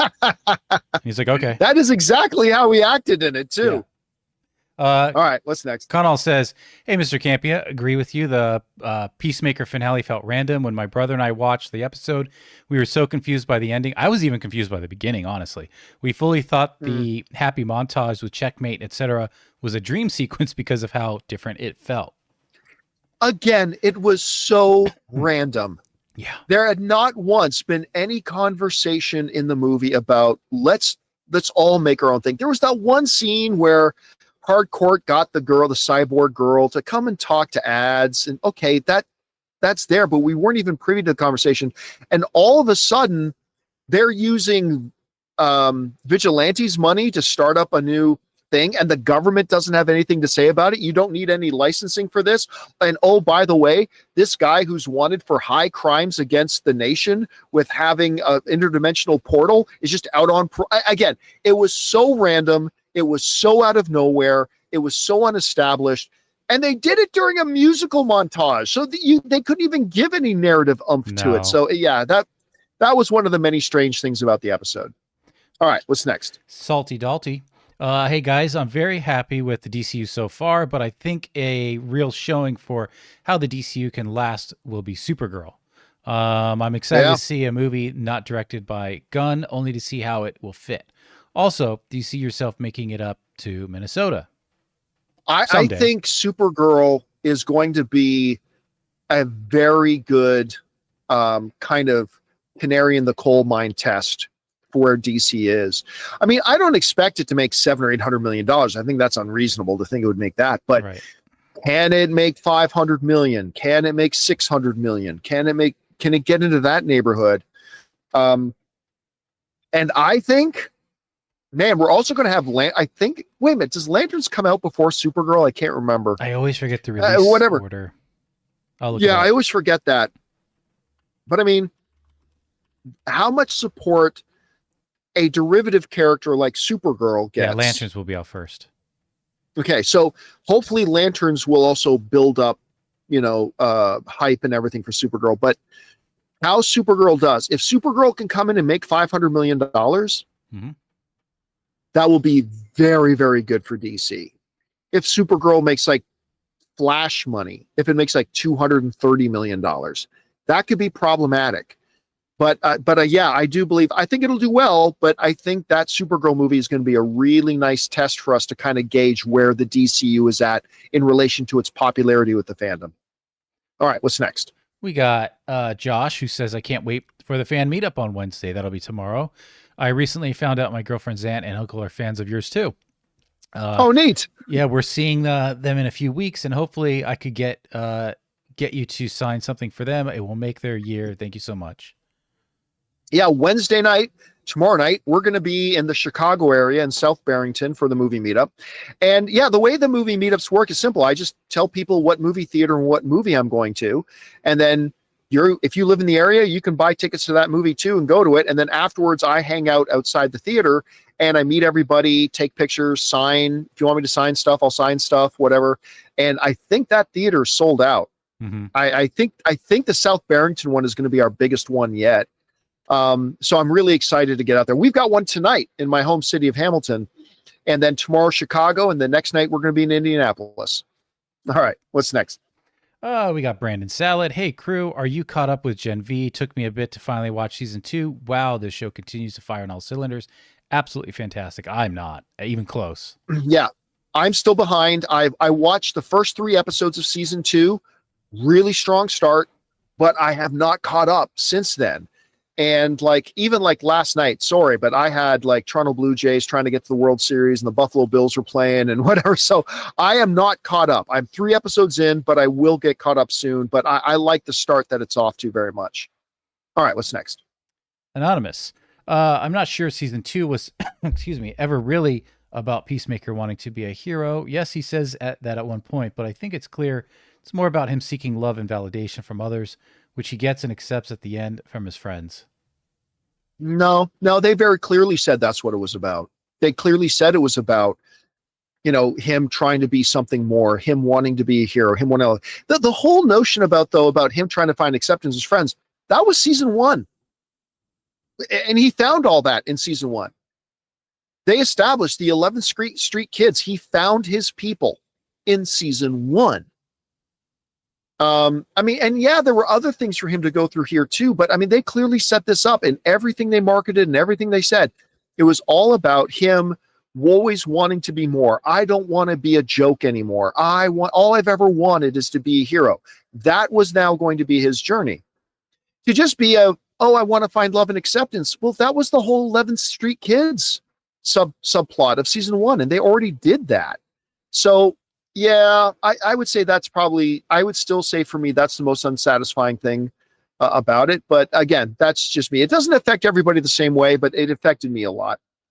All right, what's next? Anonymous says, also, I don't think that Flag's turn on Metas was perfect, but I also don't think it was out of nowhere. Clayface breaks his back, and if Superman, he contemplates Justice Gang killing Barovian leader, mentions at the start of Peacemaker how Metas keep escaping jail. But no, the problem was with Flag, it wasn't turning on Metas. That's not the big thing. That I could see him moving towards that, especially like you said at the end of Superman saying, well, it's their world now and him whatever. I don't mind the idea that Rick Flag thinks, okay, for bad and problematic metas, we need a way to deal with them and manage them. I'm fine with that.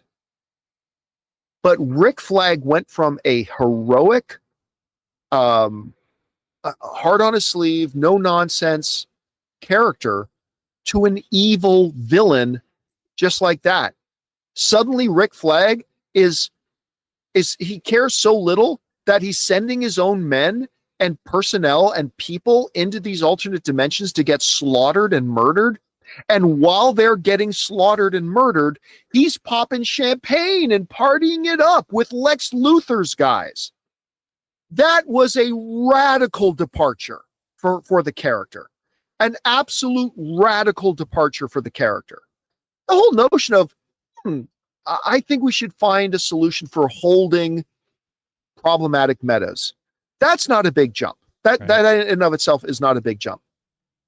But this whole thing of getting into bed with Luthor and then sending people off to their deaths and partying it up while literally they're dragging the corpses of their comrades out of these dimensional doors. Like, that is such the only thing that will justify it. And I see somebody in the live chat just put this in there too. The only thing that will justify this to me is if we find out that Rick Flag we saw in the last part of Peacemaker is actually Clayface. Dude, if we find out that you like actually that? kind of just give me chills. Yeah. Like, if we find out that Clayface replaced Flag at some juncture during the season, because I think Flag was still Flag when he beat up Peacemaker. Yeah. And then they let him out. He's like, all right, that was just an all-in act. We're trying to find out where he's holding this interdimensional portal. This thing's dangerous. We've got to get this thing off the grid. I think he was still Flag up to that point. But if we find out somewhere along the line between that event and between the finale that Clayface replaced him, I could be down with that. Then I could go, okay, that makes sense. But if they don't do that, then I'm sorry. This Rick Flag character suddenly being like partying it up while people are dying. That was weird. That was really weird. Because wasn't he even that was a big departure. Yeah, wasn't he even not Economist? It was actually what's his name? The bird blank. Why am I drawing a blank on his? Yeah, he's I like, got what's bird wrong? blinds. Tim Meadows. And he was like, what's wrong with you guys? And they were just like, it was crazy. Yeah.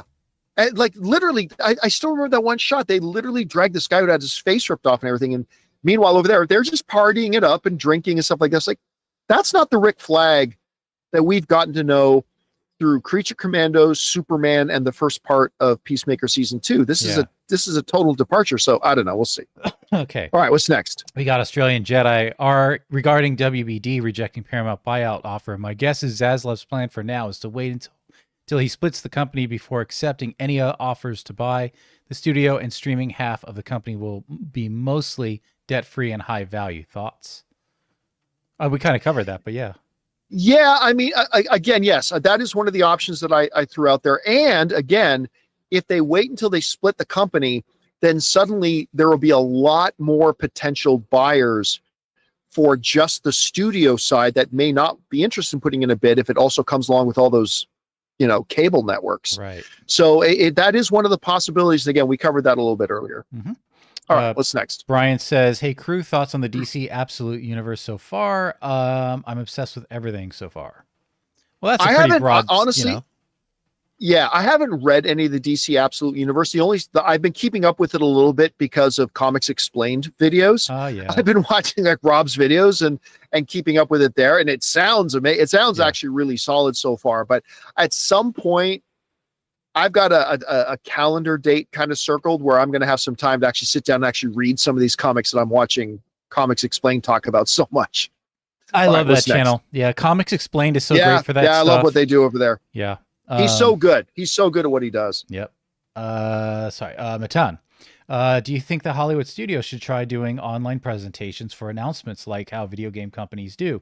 Nintendo Direct, State of Play. I know you love CinemaCon, but online presentations might be better than D23. They tried.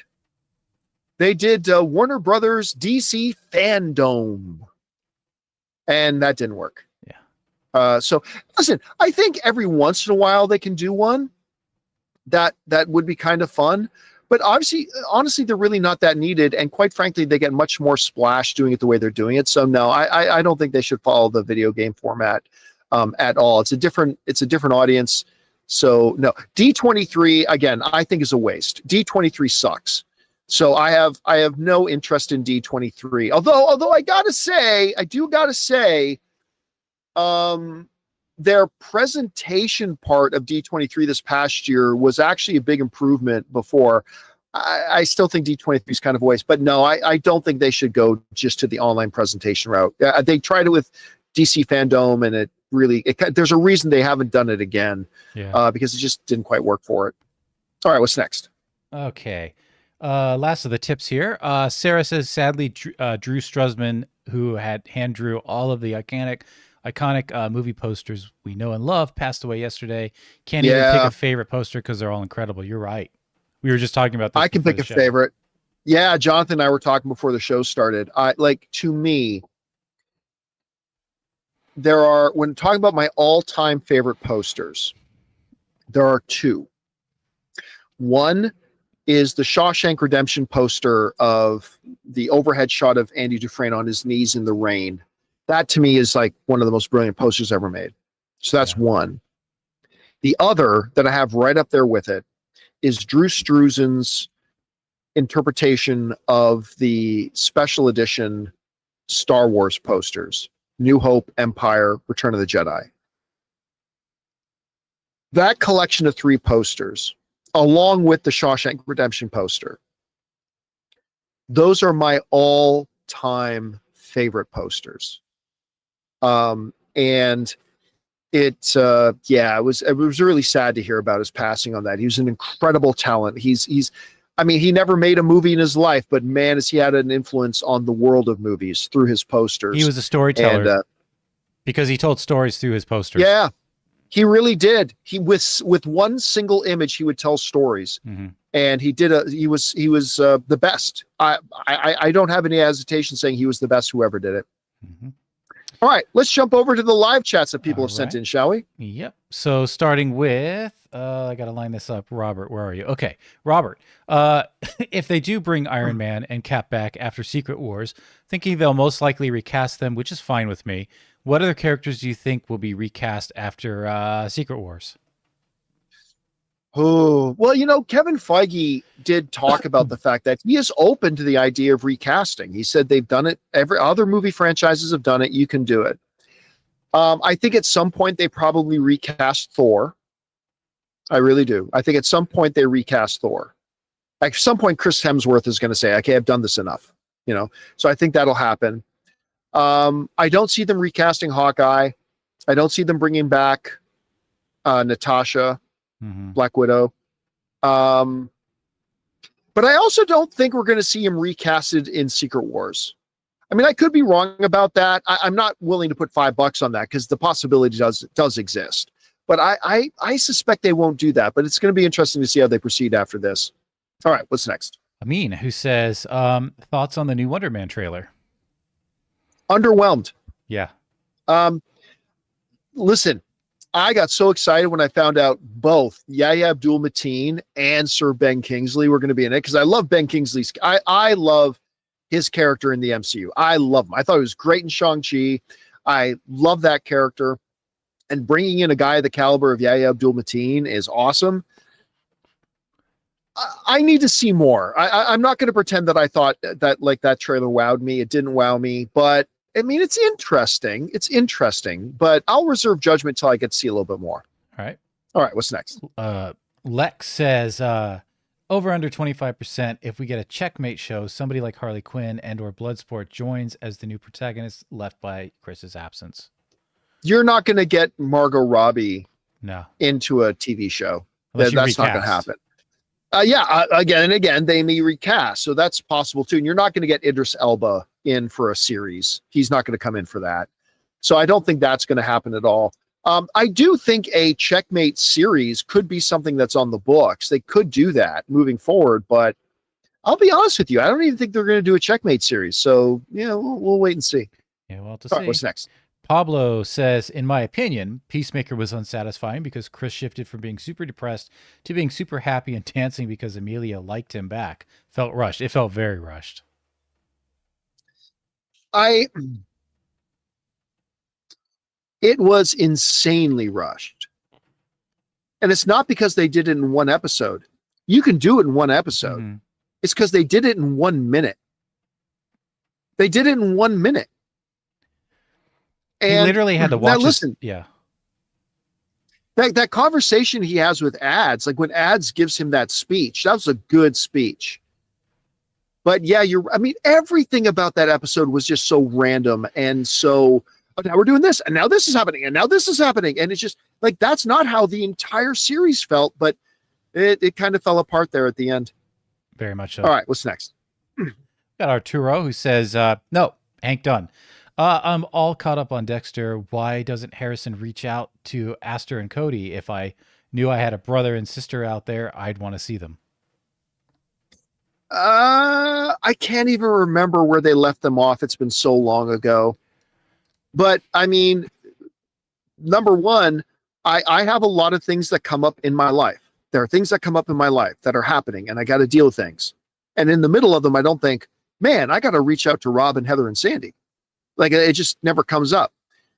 So I honestly, that thought never even entered my mind while I was watching Dexter Resurrection, which was amazing. Totally redeemed the Dexter franchise.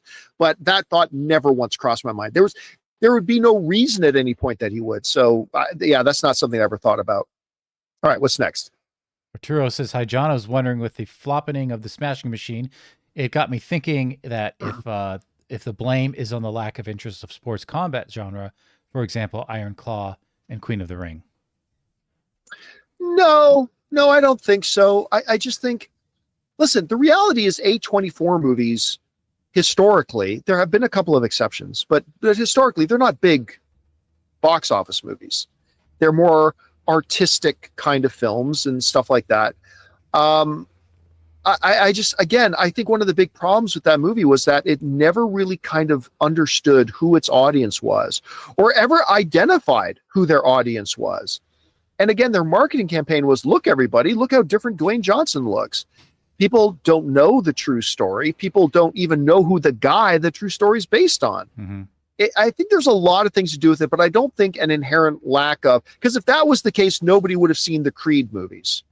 But those movies did pretty good. So I don't think that's the culprit. I think there are a number of culprits, but I don't actually think that's the one, though. All right, what's next? Yeah, and both of those were very heavy topics. Yeah. Bill's HQ says, hey, John, coming up from Buffalo for the movie meetup in Hamilton. Any suggestions on great places to eat in the area? So sucks about the Bills last night, man. I don't know what's happened to their offense. Anyway, man, it's been the thing is, I don't live here anymore, so it's hard to know. But one of my favorite places to eat in Hamilton has always been on Upper Sherman. It's a place called Chicago Style Pizza Shack. It's always been my favorite. I understand it might not be as good as it used to be now, from what some people tell me, but it's always been one of my absolute favorites. So give it a shot. Give that one a shot. All right. What's next? We got Murphy, who says, John, did you hear about what happened to the Tron Aries popcorn bucket? And what is your favorite top 5 popcorn buckets? Well, I'm not going to, I never answer top 5 questions randomly like that, because I'd have to actually sit down and think it out. But I'll tell you, I'm still getting use out of my Dune one. I'm still getting used out of that. That's the great thing about the Dune popcorn bucket. It's a gift that keeps practical applications. Yeah. But here's the thing, guys. You know what? It's sorry. It makes me chuckle a little bit, and I'm busting your balls a bit, but it makes me chuckle. It says, John, did you hear about this? What do you think about it? Well, yeah. What if I hadn't heard about it? You got to tell me what it is you're talking about. So the answer to your question is no, I did not hear about the Tron popcorn bucket. So I can't tell you what I think about whatever the thing is. So guys, when you write that in, tell me what it is you want me to comment on, because I don't know what we're talking about. Yeah, something bad happened or something good or something good happened. Yeah. I have no idea what we're talking about. So unfortunately, I don't have an answer for that. Sorry about that, man. Yeah. All right, what's next? Now we've got, with a $20 tip, we've got Captain Marvelous. John, you've often told us movies on streaming do better when they were theatrical first, and I believe you, but I've never heard you explain why that is. Why do you think that is? I've been curious for years on your thoughts. I think you've explained that, but it's not an opinion. It's statistical fact. Right. I mean, the data is the data. It's not up for interpretation. It's a statistical fact that when theaters, like, There's a reason why every single year when we bust out the top streamed movies list, like 19 out of the top 20 are always films that were in theaters, right? And often it's all 20 out of 20, but every once in a while a streaming original will get up there as well. Like I'm sure when we get the top streamed movies of 2025 next year, the list will include K-pop Demon Hunters, for example. But the vast majority of the list is made up of movies that were in theaters. I think there's two big reasons for that. Well, three really. Reason number one is that the movies that go theatrical get dedicated marketing campaigns for them, right? That's a big deal. It raises awareness, all that kind of stuff.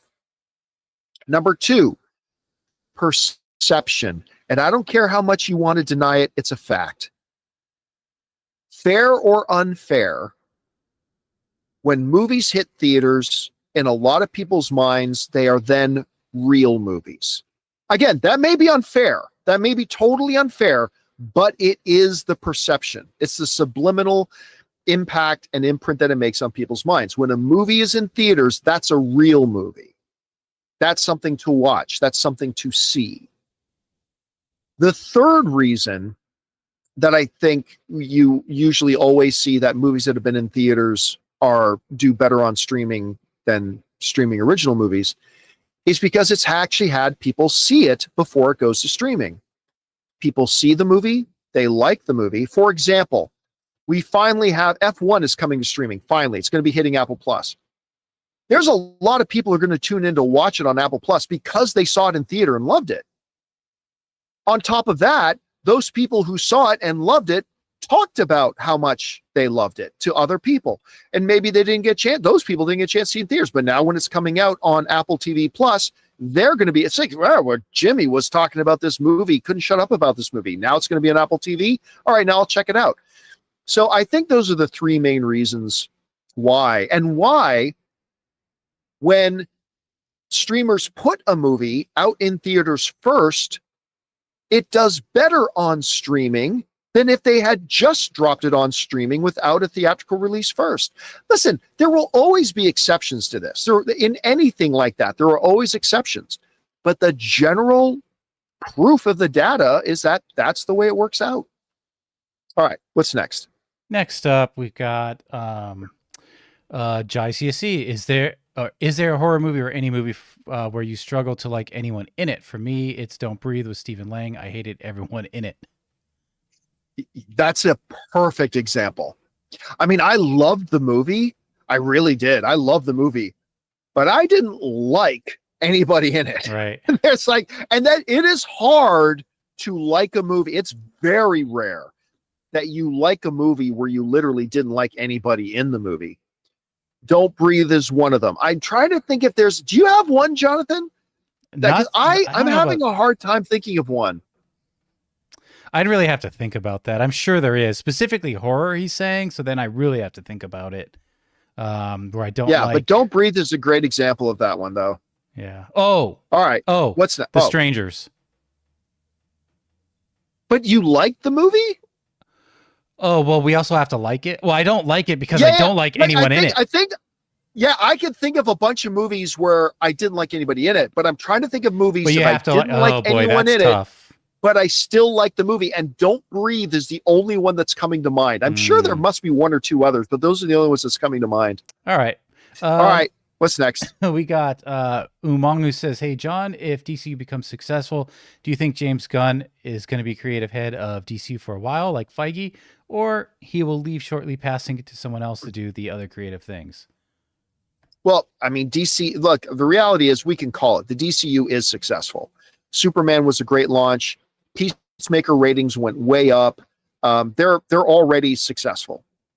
James Gunn is, again, the one thing I could see happening, the only thing that I could see happening is if Paramount or Universal or Apple takes over Warner Brothers and decide they want to put their own person in place. I did a big video of that a while ago about, how that could possibly happen. I think it was like a month ago, maybe 2 months ago. You remember that, Jonathan, right? We did that thing where I ran down the 3 reasons to think James Gunn could be out if somebody else takes them over, and 3 reasons to believe he'll stay in. Look, the reality is successfully relaunching the DC brand was an insanely impossible task, and he did it. And I think anybody coming in is going to definitely want to keep him. But again, it's possible, just like I made the sports analogy when we talked about this a couple of months ago. When a new, say, GM comes in and take over a sports team, maybe there's nothing wrong with the coach, but the GM just wants his own coach. And maybe, I don't know, Amazon takes over Warner Brothers, and maybe they just want their own person in charge. That's possible, but it's very unlikely. I see James Gunn being there for a very long time. All right, what's next? AL says, which is worse, Amazon's War of the Worlds or him? Easily Amazon's War of the Worlds. War of the Worlds. And not even close. Him was a bad film. Him might be theatrically the worst film of the year. I mean, it was a bad film, but it's freaking Shakespeare next to Amazon's War of the Worlds. I mean, that is honestly one of the worst films I've ever seen in my life. So yeah, War of the Worlds is worse. All right, what's next? Harv says, hey, John, you may have a reason to watch those upcoming Beatles biopics now. Anna Sawai is confirmed to play Yoko Ono. I didn't. I had not heard that. She's so good, man. I loved her in both Monarch and then obviously in Shogun. I mean, and she won all the Emmy and all the awards for Shogun. And she's incredibly gifted. She's stunningly beautiful. I'm still not interested in a Beatles biopic of any kind. I'm just going to be honest. I'm not interested in the Beatles, but obviously when the movies start to come out, I will watch them and hopefully they'll be great. But you are right. Anna Sawai being attached to it definitely increases my interest. All right, what's next? Jero says, so if the 100% tariff on films made outside the U.S. goes through, how would it affect Avengers Doomsday? I don't think we really know. Don't know. We don't know the ins and outs of it. I don't even know how you pretend you can tariff a digital product. I don't think there's a way to do it. And I don't think it'll, by the way, the reason I don't bring, this is not going to happen. It's not going to happen. It's just not going to happen. So I'm not even going to worry about it. Yeah. So like the international box office that happens in other countries, we're somehow going to take, I mean, I guess the 30% the theater brings back is then tariff. Like that doesn't even make sense. So I don't know. No, it's just another hot-winded thing that a giant piece of shit living in Washington right now says out of his cake hole of a mouth. So I'm not going to worry about it. All right, what's next? Orange Hand says, where does Battlestar Galactica, both the original and the remake, fall on the scale of hard sci-fi versus space fantasy? The two often intermingle, right? There's a lot of crossover territory where both of those live. I mean, so like a lot of people would say true sci-fi has fantasy elements to it. I remember Rob and I once had a really good discussion about it. But one of the great things about Battlestar Galactica is it's not just great science, like a traditional science fiction, right? Like the spaceships and the battles and all that kind of stuff. But man, its mythology is also so incredible. When you get into the lost tribes and you get into like the various like the naming of the gods and all that kind of stuff and the search for humanity, it just becomes great mythology on top of sci-fi. So I think Battlestar Galactica, both the original series and the greatest show of all time, Ronald D. Moore's recreation of it, I think it's kind of both, kind of walks that line of hardcore true sci-fi and great space fantasy all at the same time. And that's why, to me, it's the greatest television show of all time. It may not be for you, but for me it is. And that's kind of why. All right. What's next? We got Jesus Castro who says, hi, John, did you have time to read the Forbes article about Superman? Do you think there's any basis to it? That's about the profitability. Here's the thing. I am really rapidly losing all of my faith in Forbes. So here's the thing. The Wrap, Deadline, Hollywood Reporter, and Variety all reported on the profitability of Superman and that it was profitable. Then Forbes puts out this article and they put out their bad math. Like they wrote their own bad math in their articles. Like you wrote it can't you see what you wrote yourself? So here's the thing. I've been telling everybody this for years. One of the things that I learned, and the reason why Variety, Hollywood Reporter, Deadline, all of them are right and Forbes is wrong, is Forbes's math is completely off. There is this Mandela effect out there that I have no idea why people think this or keep perpetuating it or believing it. That movie theaters keep half of the box office. Guys, listen to me. No, they don't. I worked with AMC for a number of years, and every year I would have to fly out to their head offices in Kansas City and mingle with the CEO and the chief executive officers and all the kind of stuff, and the people who worked between exhibition and the studios and all those moving pieces. At the end of the day, the movie theaters roughly keep about 1/3. It's not half. Ooh, where does that come from then? Look, I'm not going to go into it in depth, but let me just give you the cliff notes here, okay? There is a sliding scale that happens. The studios keep a higher percentage of the tickets in the first week or two that a movie is out. The longer that a movie's in theaters, the scale starts to shift.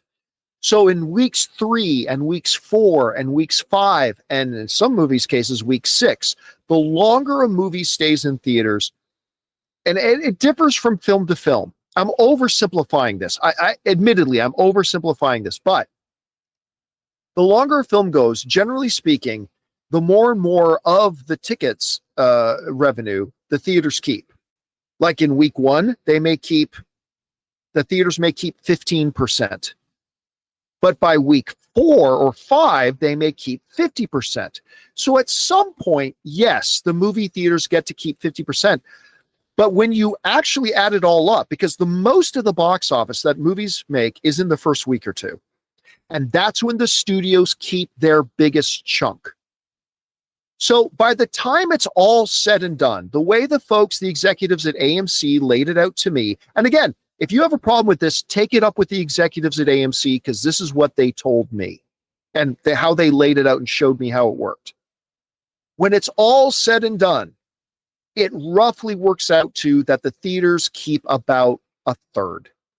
At some point, they're keeping 50% of it, but at some point, they're keeping way, way less than that. So by the time it's all said and done, roughly speaking, the movie theaters keep 1/3. That is why I have been telling people, for every movie, the movies I love, the movies I hate, the movies I'm interested in, the movies I'm not interested in. If you want, and again, every individual movie has its own deals worked out, but the formula for figuring out what the break-even point for a movie is, and again, this is very loose, but is P bracket, P plus M close bracket multiplied by 1.5. So the total sum of production plus marketing, you take that total and then you multiply the total of marketing plus production. You take that total and you multiply it by 1.5. That, generally speaking, is your break-even point. And, I read that Forbes thing, and I'm like, and they said, like, you said it. It's like Forbes is, well, since theaters keep half of the ticket revenue, I'm like, well, you're going to get the total wrong because you're starting with the wrong assumption. That's not what happens. The theaters do not keep 50% of the ticket revenue. And I don't know why almost universally everybody still kind of thinks they do. They don't. And that's why Hollywood Reporter, Variety, Deadline, The Wrap, everybody else gets it right when they reported on how much profit Superman made, and it did make profit. and why Forbes has it wrong, because they started with the wrong mathematical formula to start with. Anyway. All right. What's next? Siddhartha says, overreaction. True Detective season 1 is the best single season of TV ever. Yes, overreaction. Yeah, not even remotely close. I love True Detective season 1. It's fantastic, but it's not even in the top 10. All right, what's next? All right. Alex Von Gollum. Hi, John and Jonathan. What's your favorite performance from Michael Shannon? His Zod version in the Flash movie was awesome. His Zod is great, but it's Boardwalk Empire. Michael Shannon in Boardwalk Empire is something to actually, a lot of people give like amazing performances in Boardwalk Empire. But if you've never seen Michael Shannon in Boardwalk Empire, watch him in that. He's great in it. Movie wise, I'd probably go Shape of Water. Oh yeah, he's incredible in Shape of Water. Yeah. Amazing. Let's see, Isaac. Do you remember playing Buy or Sell that you did with your crew? I have one for you. Buy or Sell, the new Running Man trailer. If we're talking about the one that's running in theaters, I would buy it. If there's a new one, I don't know. Yeah, I buy it. I remember just going back to CinemaCon in April when they gave us the first presentation for it. Like, Rob and I were stunned how good this movie looks. And again, it's not a remake of the Arnold movie. It's a different interpretation of the book. Like, both the Arnold movie and Edgar Wright's new movie are based on the book, but Arnold's movie is not really much like the book at all. It took a lot of liberties. And this one is much more in line with the original book. And I think this movie's going to be dynamite. I definitely buy the trailer. I think it's great. All right, what's next? We got 2 more. So Kelsey says, why is it taking so long to put out House of the Dragon? We got Game of Thrones almost every year. I hate that Netflix takes forever for new seasons, and I don't want HBO to copy that. Listen, that has been my big complaint about the streaming era in general. And everybody makes excuses for them. Okay, everybody is always quick to make excuses. But Game of Thrones came out almost every year. Battlestar Galactica came out every year. Back in the days of cable, they would put out 22 episode seasons every single year. And you're telling me you need 3 years to make 8 episodes? It drives me crazy.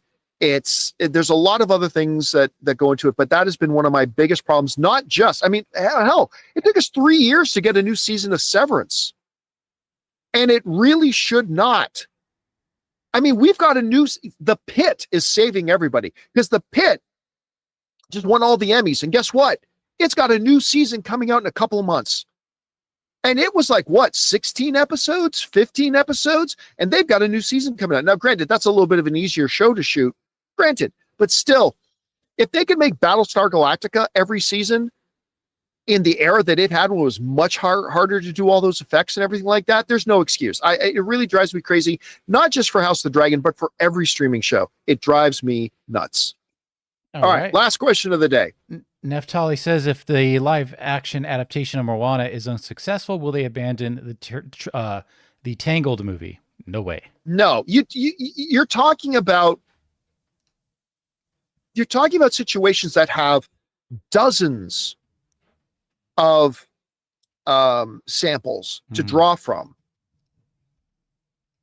And we went over this yesterday. There are dozens of things. They have many examples just in the last number of years of big money that they've made off of these live action remakes. Big money. A couple where they didn't, like Snow White, for example, but many of which they did. They're not going to disrupt their plans over one movie. They're just not. So, and by the way, the live action Moana is going to be successful. I don't know how successful, but it's absolutely going to be successful. But even if it wasn't, you don't suddenly change your plans over one film. That's how that's what killed the old Warner Brothers that was under AT&T when AT&T owned and ran Warner Brothers. That's what led to their downfall. They were constantly reacting to single movies, either doing better than they thought, let's change everything because this one thing worked, or deviating because one thing didn't work. I mean, that's poor management. That is poor strategy. You have to sit back and look at bigger pictures, not just what happened yesterday. Because listen, depending on what day it was back in the 80s, you could tune on an NBA game and watch Michael Jordan miss a three-pointer and go, we'll never let that Michael Jordan kid take another shot. He just missed. Well, then you'd be an idiot, right? You look at the larger body of samples that you have in front of you, and yeah, you don't get deterred by one film. So no, that they're going to make this Tangled movie whatever the Moana movie does. And all right, guys, that'll do it for today's installment of the John Campea Show. Thank you so much for being here and making our little show part of your day. Big special thank you to all you guys who sent in questions, whether it's to our tip link or to our super chats for those of you guys watching live. Number one, because you gave us great, interesting, fun things to talk about. And number two, you supported our channel as you did it, and all of us involved with the show.